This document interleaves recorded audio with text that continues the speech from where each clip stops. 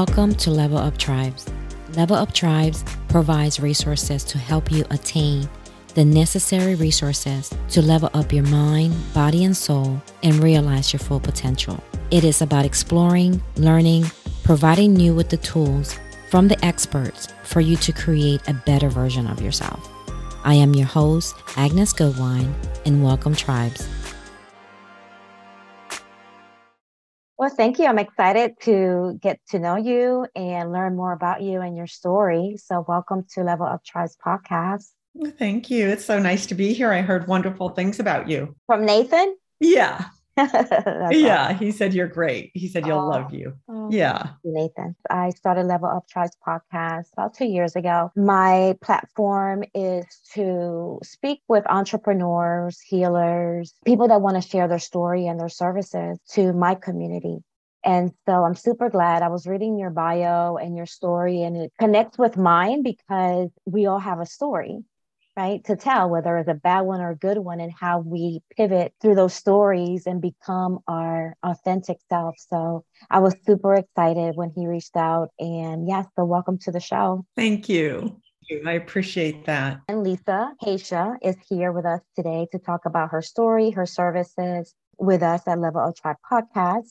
So Lisa is the life coach, author, transformational speaker, TV host, and avid traveler with a master's degree in spiritual psychology. Her fascination with people has taken her over 60 countries where she has worked in everything from boardrooms to yurts, helping people make shift happen in their lives. Much of this humanitarian work can be found on her website at whispersfromchildrenhearts.org.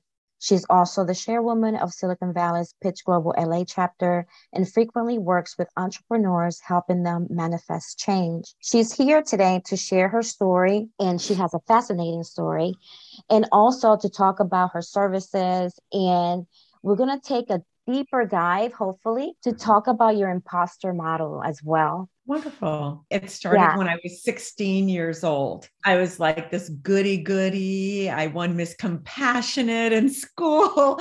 I got really good grades. I was, a good kid. And I was baking a cake 3 houses down one day. And when I came home, when I opened my door, there was a gun pointed at my heart. And it was my father, who's from Baghdad. He was very strict. And I'm one of 5 girls, all teenagers at the same time. And he was always at work, and he happened to come home that day. And the street lights were on. And I was still in my blue and green checkered Catholic school uniform. I'm like, I was just baking a cake down the street. And he's like, what are you, a whore? And what's going on when I'm not home? And yelling at my mom. And mom's like, it's okay. It's her friend. He's like, no. Send her to an orphanage. We're going to get rid of her. Send her to an orphanage. She's a bad egg and she's going to affect the other ones. I'm like, oh my God. And I'm like, crying, and went to my room. And in that moment, I thought, wow, everything I've been told, you always love your parents and everything they say is gospel. And we had our husbands picked out for us. This is how you think politically. This is how you think with everything. This is how you act, behave. Mm-hmm. And I'm like, what if everything is wrong? At that point, I started questioning it, and I started to hitchhike, sneak out my window and hitchhike, and only get in cars with like Hell's Angels types.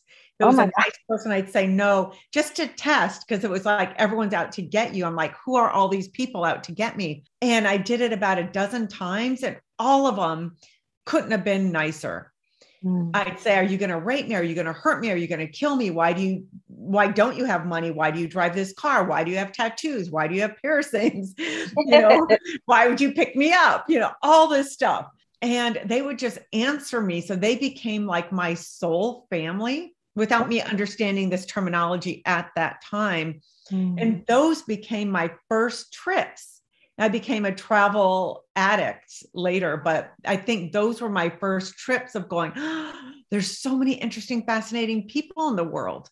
So that started a journey. And then I decided I went to Madonna's first concert. It was at my school, San Diego State University. I grew up in San Diego, but under a Baghdad roof, with my dad's rules.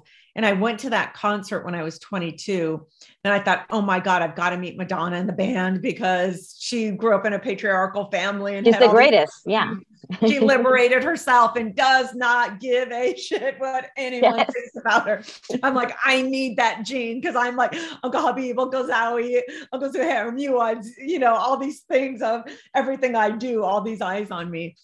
So I found out where the band was playing and my girlfriend and I were staying, and my girlfriend and I went there, but it was, by the time they got there, it was like 10:30 and we have to be home by 11, so, but I got in there for a little bit, connected with one of the band members, exchanged numbers, and we started almost dating for about 5 months, just on telephone dating, and kept saying, come to this concert, come to this one, Georgia, Utah, wherever it was. I'm not allowed to spend the night. He's like, you're 22. I'm like, I'm not allowed to spend the night. So when their last concert was in New York, it was 5 nights. And I said, forget it, I'm going.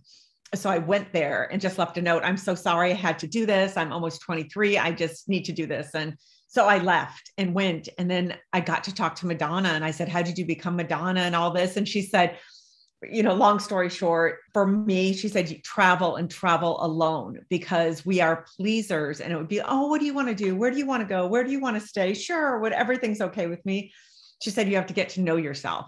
And I went, oh my God. So I went to Europe for 2 weeks, the backpack through Europe, and it was amazing. 100 things went wrong because I'm a moron, first time traveler on my everything got stolen once. I bought new stuff, everything's stolen again. And then all my money was stolen. I had to call my dad. Oh my God. What are you doing in Europe? Don't ask me questions. Just send me money. I mean, just 100 things, guys patting me on the ass, on a boat from Italy to Greece. A guy on top of me. What are you doing? Just as I'm a victim, just pick on me. Because that does not happen at all anymore, now that I'm a seasoned traveler. But so that was all interesting. And then when I came back home, I'm like, I cannot stay here anymore. My dream is to go to LA, be an actress or something. I love the arts. So I went to LA and I started doing commercials and some, B movies, then some sitcoms. And then I keep getting parts that partial nudity, 3 seconds nudity, wet t-shirt. I'm like, I can't do that. I can't do that kissing scene. I can't do that. Just everything. No, a soap opera under the covers, but you're not naked, but you're pretending. I can't do that. Yeah. So I go, okay, I need to find my roots. I'm going to Iraq. So I said, I'm going to talk to Saddam Hussein, understand the culture and why all this is happening. And I said, I have to quit acting because I can't do it. There's too many obstacles for me. So I said, I wanted to be Christiane Amanpour. She's a war reporter, an Iranian war reporter. And I thought that would be an exciting job, but I don't have time to go back to school and do all this. So I thought I'll go to Jordan. And then you have to take the 18-hour bus ride into Iraq to the El Rashid Hotel. That's where all the journalists stay. That's what I just saw on the news. So I'm like, I'm going to go there. Then they stop 5 times. And like Al-Qaeda, they say they steal from you or they kidnap Americans. I'm like, that's my God. I will go and get kidnapped. And I didn't have the terminology SoulBlazer, but I knew I was good with people because of the hitchhiking. Like nobody hurt me and I connected. I said, I'm going to connect to them and I'm going to be kidnapped. And then I'm going to write a book with them. Ask them all these questions. Then I'm going to get that published. Then I'm going to get on all the news stations. And then I will become Christiane Amanpour. You had it all written and ready. Yeah. And I said, then I'll get to meet Saddam Hussein because now I'm a prisoner of Al-Qaeda and he's going to have to rescue me. And this is the deal. So I got a ticket. I'm in New York International and I see a woman sitting there by herself. So I sit by her. I go, oh, how are you? Talking to her. Are you going to Jordan? And she goes, no, I'm going to Iraq. I'm like, oh, who are you going with? She goes, by myself. I said, going to Iraq by yourself? And she said, yeah. I said, why? And then she said, oh, I'm going to kill myself. I said, what? No. And she said, yeah, Al-Qaeda, and they kill you. She goes, I'm so unhappy. And I just need to die and I can't do it myself or it'll shame my family. She was also Iraqi. She moved there after she was 4 years old. Is that common for women to do in that country? No, I mean, she just was like, I'm living a false life. I'm living for my parents and my siblings and I can't get out of it because I'm the pride of the family. Everyone else had their businesses, what everyone does, grocery stores, gas stations, and they made her the lawyer. And she's like, I really want to live in LA and be a belly dance teacher. And I want to date Americans, and that I only could date Iraq. She's like, nothing works for her. So she's just saying, I can't kill myself because that's too much shame.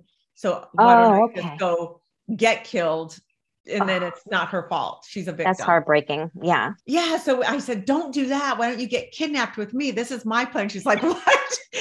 I go, my plan is this. I said, let's write the book together. Anyway, so we were on this roll talking about our ideas on the plane from Jordan, to Jordan. Then we get there, and then we get on the bus. And then anytime it was coming over, I had brought fake Louis Vuitton bag, cubic zirconia, all this stuff. Then when they came to me, oh, you need my passport? Oh, here are all my diamonds. Oh, here's my Louis Vuitton. Isn't that nice? Oh my God. Nobody hurt me. No. Oh, hi, Habibi. I'm like, what the hey? My plane got fired, and we're laughing, going, what the hell is going on? So then we get to the Al Rashid Hotel, and they only had one room left. So we had to share a room, which was interesting. And we just got along so well and became best friends. And where's the worst area in Iraq? And I could tell you 100 stories, but that'll take up the whole podcast. But long story short, I never got to meet Saddam, but I did get to meet with Taha Ramadan and Tariq Aziz, the vice president. And Lord. Yeah, so his top guys, I got to go to a dinner with the expatriates who were there to help, bring peace and lift sanctions and all that. But so it was very goodness, you can make a documentary on that journey alone. Yeah, I shot a lot of footage there. And then when I came back to the United States, they stole it when I was checking in, when you have to put your luggage through everything, I guess when you come back from Iraq, and all of a sudden it was gone and my camera was gone. So all I had was what was in my suitcase. So I still do have about 12 hours, but I shot about 40 hours. Oh, so that was super sad. So I said, I know you can sell that to Netflix. Yeah. And I thought I'd finish it, go back. And then I did go back. And then that's when Fallujah Bridge happened. And what is that? When they first hung the first American hung on Fallujah Bridge, when things got really bad, when Saddam was known as dead, he's gone. And then that was their first issue that was all over the news. And then we were in Ireland, my cinematographer and I, then we were going there, and I was going to go with the same people, people that I met there that were missionaries.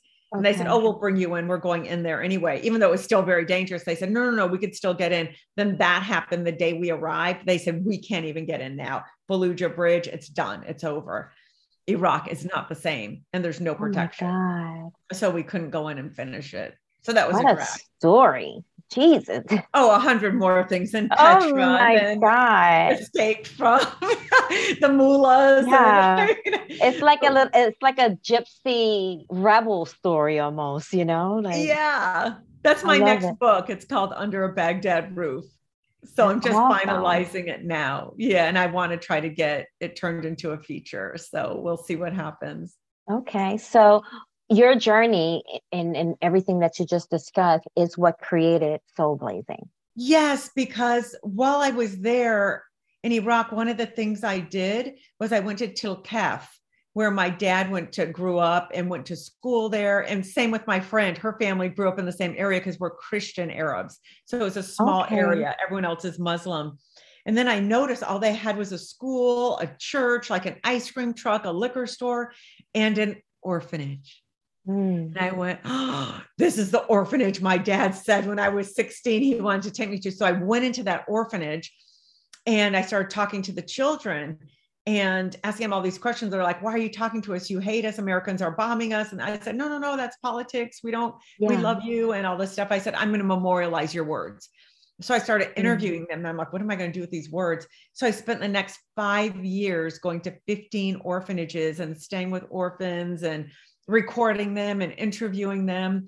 And then I created a book called Whispers from Children's Hearts. Yeah. And then that book I gave to schools and libraries, and I started to get asked to speak everywhere. And that's how I became a speaker. It was never a goal. My goal to be an author was never out there. I was going to be Christiane Amanpour or an actress. So that's how that happened. And then I was meeting all these souls. I'm like, oh, these people and on these journeys, I like met a woman in Prague, this old woman, when I got on the bus and it stopped abruptly. And I fell into this woman's lap. And I'm like, oh my God, she was like 80 years old. And I'm like, I'm so sorry. And I start hugging her. You're my grandma. I love you. Cause we just had this connection that was like, you can't describe. Then I sat down right across from her like this, and we're just staring at each other. Then she got up at the next stop and she took off a necklace.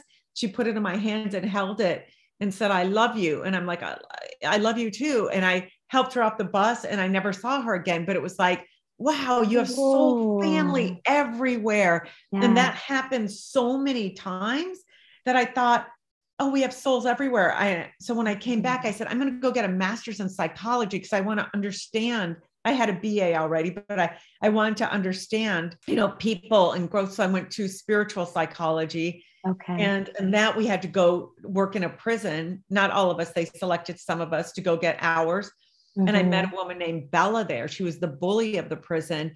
I was there 4 days and she was my last client on the last day. And everyone else was easy and cooperative. And she's like, why should I trust you? I've been in here 23 years. I murdered 3 people. I'm never getting out. And angry, the devil. She bullied everyone who came in.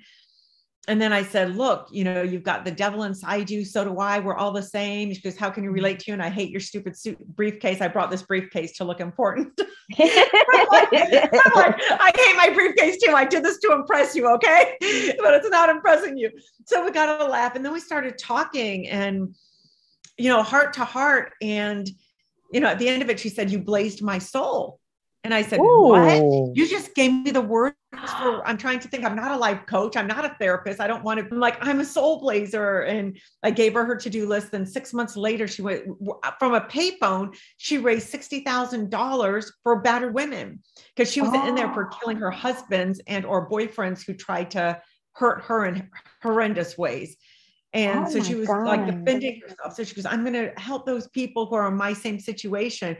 Then the people at the prison are going, what did you do to her? What did you do? I'm like, I blazed her, come back. So I thought, oh, that's what I do. Now let me try to define it because I know what I do, but I don't know how I do it or what methodology I'm just improvised. Yeah. So I started everyone I work with, these are hundreds of people at that time. Now it's been thousands, but what's their main core issue? What's their core wound? What's this? What's that? And I went, so I brought it down to 7 main issues that have happened to people. And there's so many, but these are the 7 that I came up with that the most. And then there's like branches off of them. And once they fix that issue, they are not a victim anymore. They could go off and heal themselves. And I call them imposters because of the imposter syndrome. That people have of, I feel shame, I feel guilt. It's like, why do people not accept their greatness? And it's like, oh, this happened and that happened. So I started putting all the pieces together. I'm going, how does someone get from their imposter to their authentic soul? Yes. And that's a great segue to talk about that model that you created. Can you talk about which ones they are? I already picked mine. I already know that. Did you take the imposter quiz? No, but I already know. And I will. I'm the overthinker. Okay. I think and analyze and it's like a loop. Yes. And it's just hard to get out of it sometimes. Yes. And when you're an overthinker, you die with your song still inside you. Mm-hmm. You don't have the opportunity to finish and complete things because you're over. It's not good enough. Yes. It's not good enough. Including this book. It took me 10 years to actually publish this book. I kept saying, oh, it's changing. Oh, I just had this client and I've got to do this and I got to add that. And there's this, but you could do that forever. So finally I said, I'm done.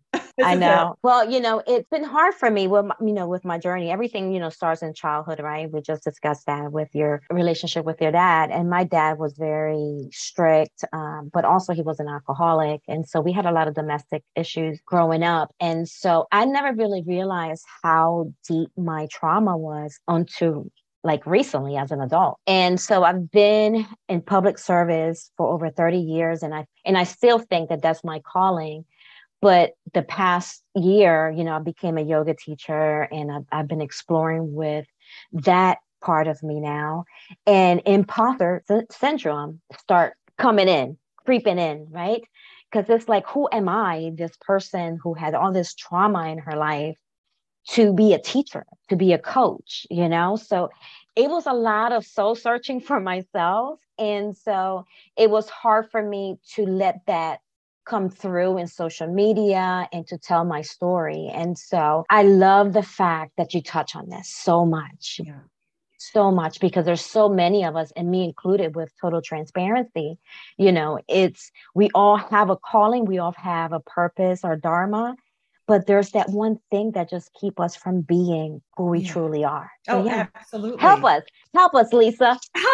It's so true. It's like we all have a choice every day, whether to react or respond to life. Mm-hmm. And the only difference of that is if you're aware, to align yourself with your authentic soul instead of your imposters, and to understand what is the issue that is causing this, and getting to the core of that. It's your conscious and your subconscious, and your soul is like a visionary and says, oh, I want to do all these things. I want to write these books and these movies. And your imposters are in the moment. No, I want to go play today. I don't want to write, or I want that chocolate cake. And I want this. And your authentic soul's like, no, that doesn't fit. You got to be healthy and strong.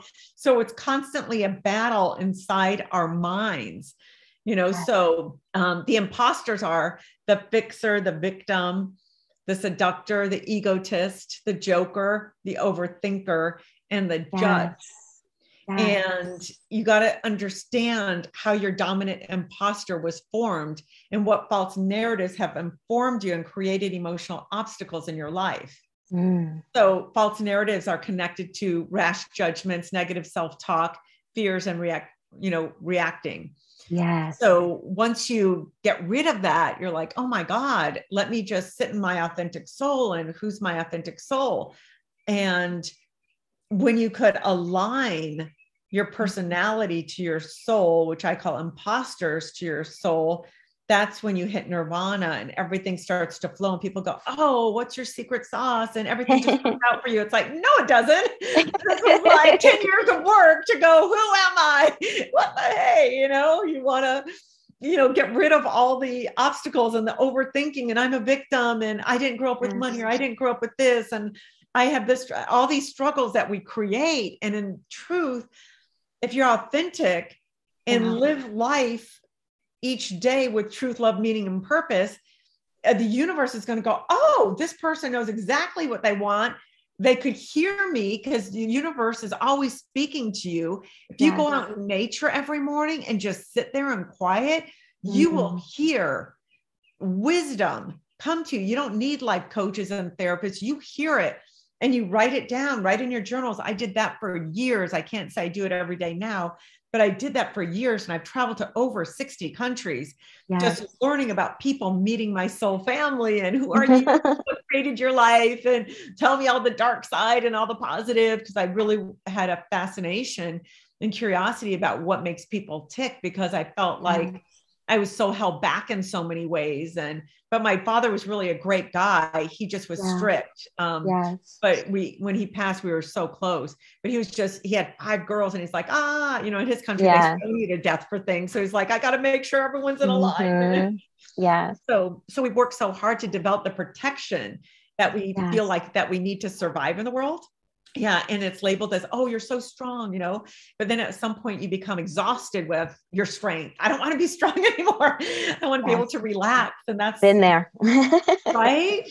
It's kind of a weakness masquerading as strength, because it's like an excuse sometimes. And I just didn't want to do that anymore. And so in working with clients, I found out, okay, so what is your dominant imposter? And where did it come from? And if you name it, you could claim it, and you could heal it. So it's like, oh, you're a victim. What was that person who caused you to be a victim? Like, oh, you're so stupid, or you're so dumb, if that was a parent or a bully at school or a best friend or a spouse. And then go, oh, so I'm living my life from something that happened like for 3 to 5 minutes, like when I was a kid. And that is carrying over into my adulthood. Are you kidding me? So how do you erase that or reprogram that? But once you go, oh, that's Bertha, or that's Mark, or that's John, or that's whatever, you name this person who did that. And then I like to share that imposters live on the stage of your brain. They're making decisions for you. And that's when you put your foot in your mouth or going, why did I sabotage that relationship? Why did I say that, do that? It's because they're ready to just go and protect. And they think they're protecting you. So I feel like you have to befriend your imposter, get to know them, going, oh, pause a minute. Again, you have the choice to react or respond. Yes. And so you pause a minute and just say, oh, there's that imposter, and whatever name you had for it. Why is that? Why are they sabotaging this moment? And you just take a pause and you don't speak, or then you respond differently, or I'll get back to you on that, or thank you for sharing. Even if it's a horrible thing someone said, thank you for sharing. I'll be right back, and think about it. And then once you start learning to watch what you say and do to people, your whole life changes. And then that imposter starts saying, I don't have that power over you anymore. And it starts to diminish. I like to equate it with pit bulls, because they have such a bad reputation as attack dogs. That's what your imposters are. They feel, oh, someone's attacking me. Oh yeah, I'll bite you first. Yeah. So if you could tame your pit bull, your imposter, and say, I'm going to teach you to be more loving and be in the moment, it won't bite others, and it won't bite you and sabotage your life either. But it will be there if you need it for strength. But it'll be there once you thought about it and took an exhale and said, okay, is this appropriate in this morning, in this moment? So when it's appropriate, it'll come out. And that is the biggest difference in the world. And I have seen it with myself and with family members and friends and clients all over the world. We're talking the top people in Hollywood, the top writers, directors. You know, I was married to one of the top showrunners and show creators. So I met a lot of big celebrities and all these people. Oh, it's another soul sucking day. I'm like, are you kidding me? You have the best jobs in the world. So, but it's because they're imposters and their imposter syndrome is out. And it's like, oh, how do you work with that? And I modeled in Tokyo. So I worked with top business people, top designers. I worked with everyone in all these countries. So even top designers, even top people and have imposter syndrome. Yes. And some of them are so unhappy. And I'm like, you've got almost $1 billion. You have, 30 million. You've got, how are you unhappy? You've got a great wife. You've got a great job. You're living your passion. You're healthy. Then it's just like, something's not good enough, or I'm not good, just this whole thing coming up. And it's so sad. So if you take the time to try to heal yourself, that is the biggest gift you could give yourself, because nothing matters but your happiness.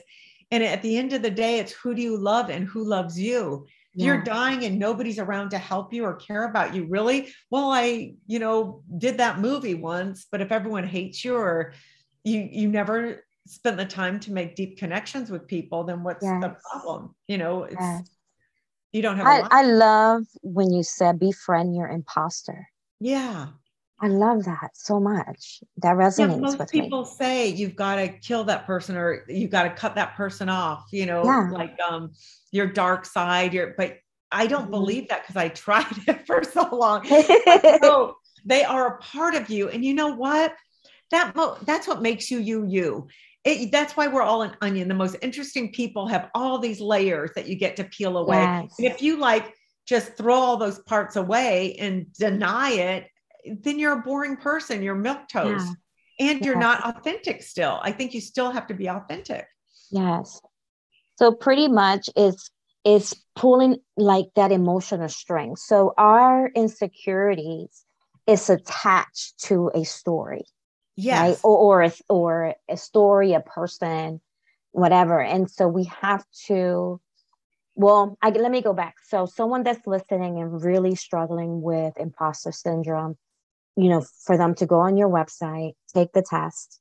I'll take the test as well. Find out what your imposter syndrome is, and then start journaling, right? Perhaps.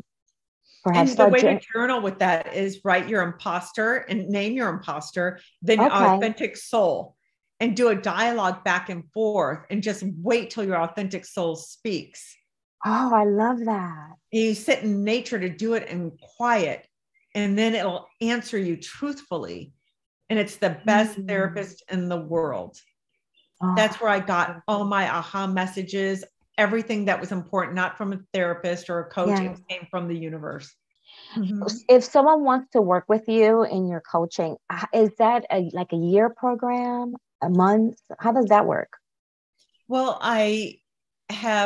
first I say, take the Imposter Quiz. And I have so you know who your imposter is. Then I have a webinar that I created and I made it really inexpensive. It took a long time to create and expensive to produce and all that, but I made it inexpensive. I think it's $97 or something. Okay. So you could learn about each one in depth. And then I have the book, of course. So you could go and go, oh, what's mine, and go further into it. And I also have a Zoom class. So once you do that, then you can join the Zoom with a group of people too. And I also have private coaching if you want to do those simultaneously or whatever, because sometimes I think it's great in a class so you can piggyback off each other. Then I give you guys homework to do with each other, and it's support and all that. Yes. And then to find your community there too, people that are going through the same thing as you are. I love that. I'm doing it now in France and Berlin, and 2 groups in India. Mm-hmm. So Lovely.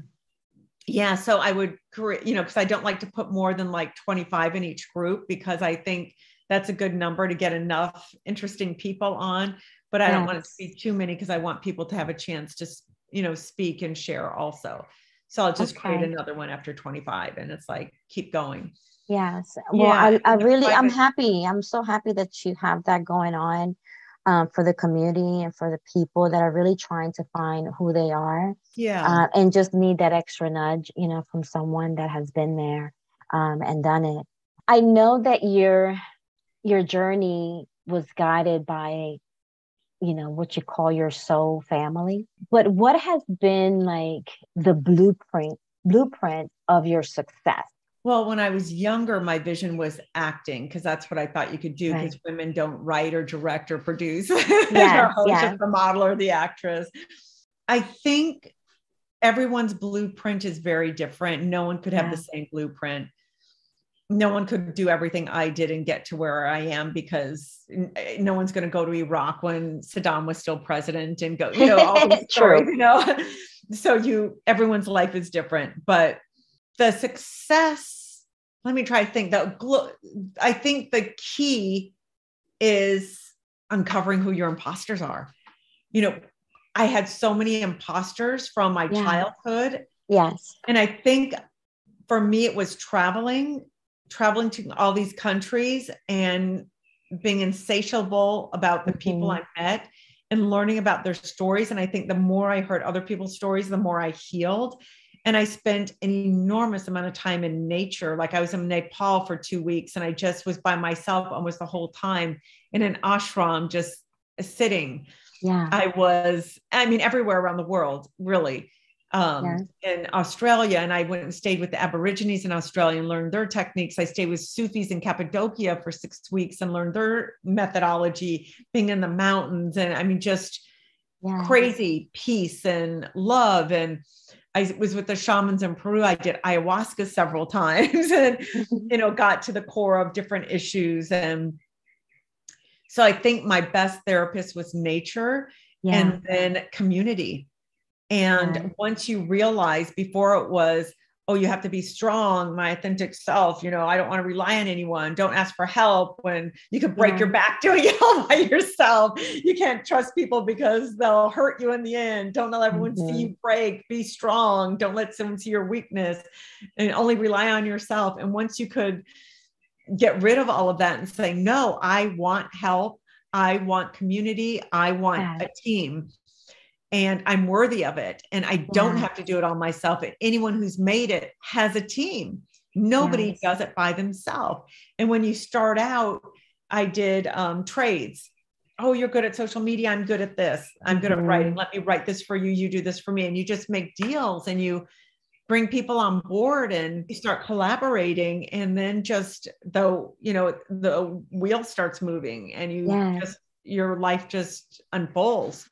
And then when you have opportunities, when you're in alignment, your personality is in alignment with your authentic soul, you make the right decisions. Before, when I was younger, I'd react a lot. I was defensive. And why would you say that? You can't do that. Or, that's not true. Then it's just like what anyone says. Oh, you're right. That's probably true. Oh, you did this. Oh, I probably did. I'm so sorry. And then I look at it later. Did I or did I not? If I didn't, I say, oh, that's interesting. That was them projecting or projecting on themselves because they feel they didn't do something. And if I did, I'm like, oh, wow, I wasn't even aware of that or aware that anyone noticed. Where do I fix it? But I always say, oh, thank you for sharing. I didn't realize. And just, they're always right. You know, just like the customer's always right. You're always right. And I think you can get to that point. You can get peace too doing that. Yeah, because it saves so much drama of back and forth. No, it wasn't. And I'm this and I'm that. Who cares? If I really care what this person thinks? No, at the end of the day, then they'll go away. Oh, wow, she was at least self-aware. You know? Yes. It doesn't matter. It really doesn't in the big picture. What matters is what's in your head, how much hatred or how much, oh, this person hurt me and that person hurt me is going on. Because then you're trying to solve those problems when you're sleeping, and that person's sleeping fine. It's you, the one with all the baggage. So you have to forgive others and just say, I let it go. I forgive you. It doesn't mean you walk back into that situation. I'll just never work with that person again. And they won't be in my inner circle, or I won't, I'll just quick text, sorry, I'm busy. Let's talk later. And when you can do that, your whole life really unfolds differently because you're not spinning it in drama. And everyone loves drama when they're not being productive. Always. I agree with everything you said. It resonates with me because I'm still trying to find alignment with everything that I'm doing, and every day it evolves, every time that I do a podcast and, meeting people like you that are coaches and share their services, I'm like, oh, I can take something from that. So every day you do evolve and you can change your blueprint, all the time. Can. So yes, Absolutely. It makes sense. And it's doing something different every morning. That's what I love about travel. If you stay in the same bed, wake up every morning, the same side of the bed, turn off the alarm or whatever, brush your teeth, get dressed. There's no change, get your coffee, drive to work. You have to shake things up, get up on the other side of the bed, sleep in another room, or just do something that's different. I like that. Yeah, because then you're just a robot, the same. I try to sleep in different areas of the house. And I even put up a air mattress in different rooms with my daughter. We put up little tents and just something to shake things up. So you're having different experiences all the time. Otherwise, what is so unique about anything? And you get bored and you get, lost in a rut. You have to accept that you're worthy. That's the key thing. Once you accept I am worthy, you start finding solutions to make your life more juicy. I'm worthy. Look what I'm doing. I'm bored of this. What can you do to shake it up? And I don't know if you're familiar with Brene Brown.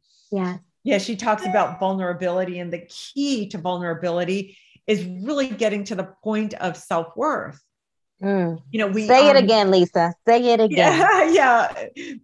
During all her research into vulnerability, the dominant variable was people being vulnerable is not having self-worth.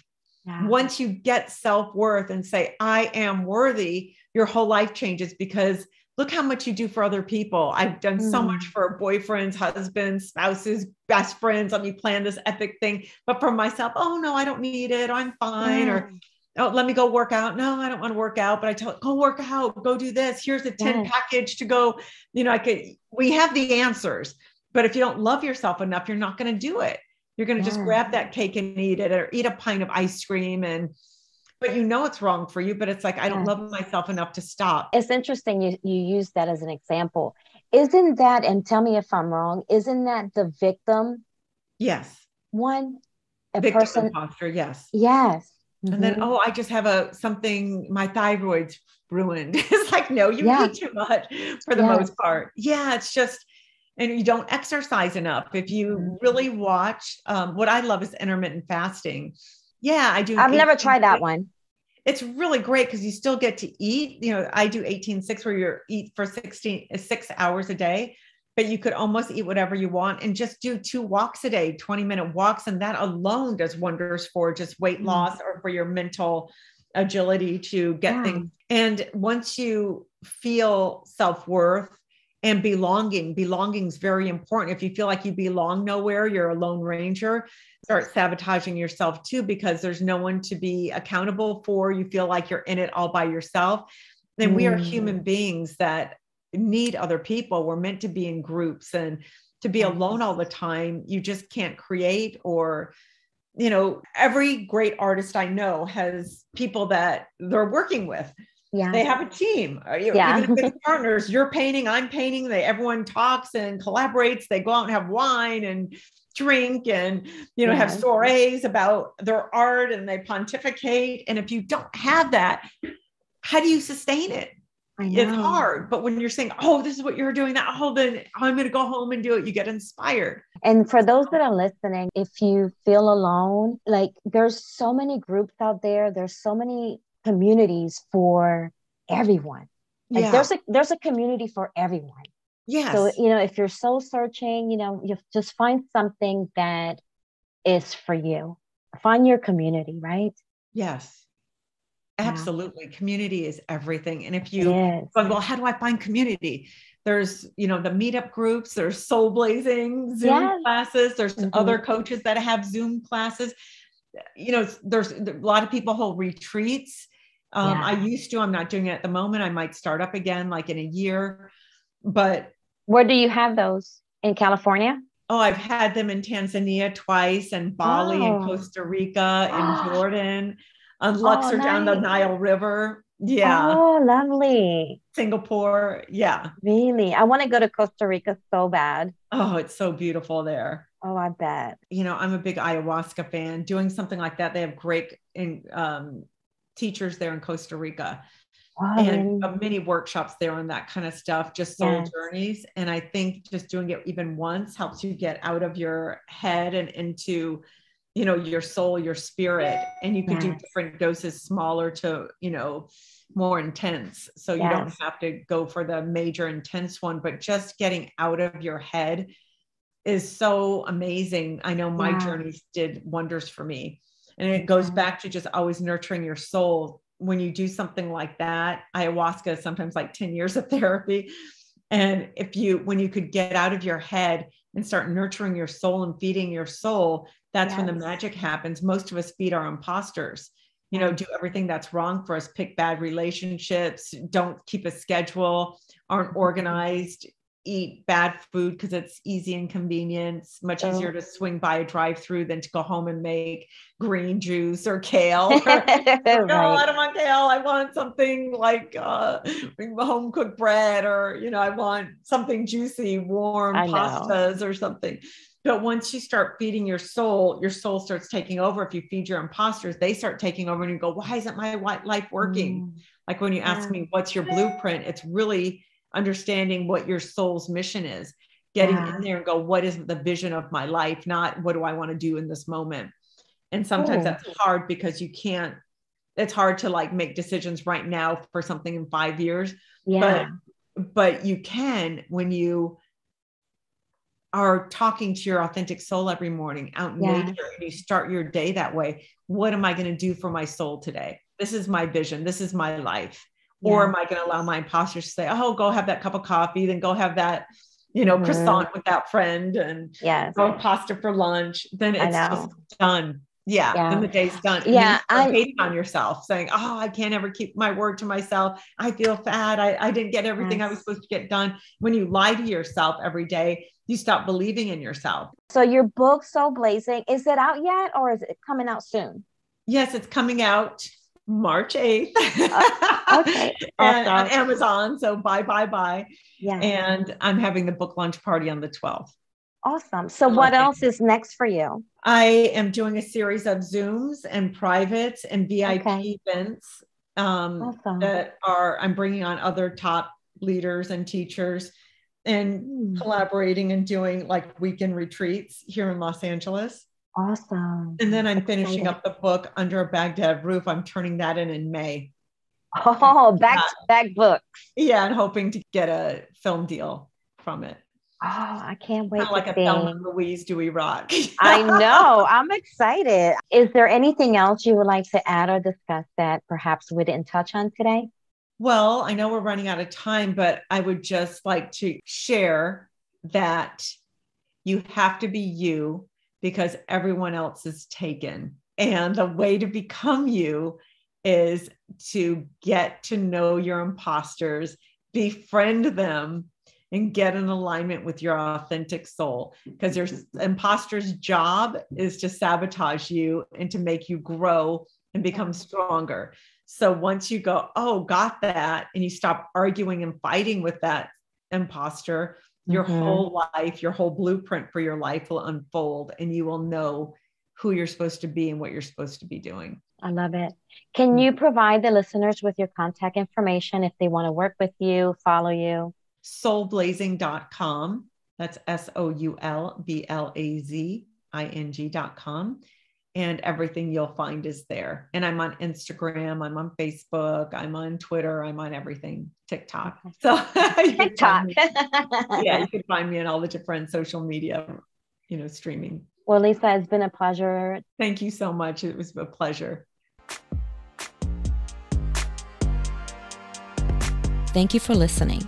Please visit the website at www.leveluptribes.com. And please subscribe to the podcast and share with your family and friends. Be sure to tune in to our next episode. Catch you all next time, my beloved tribes.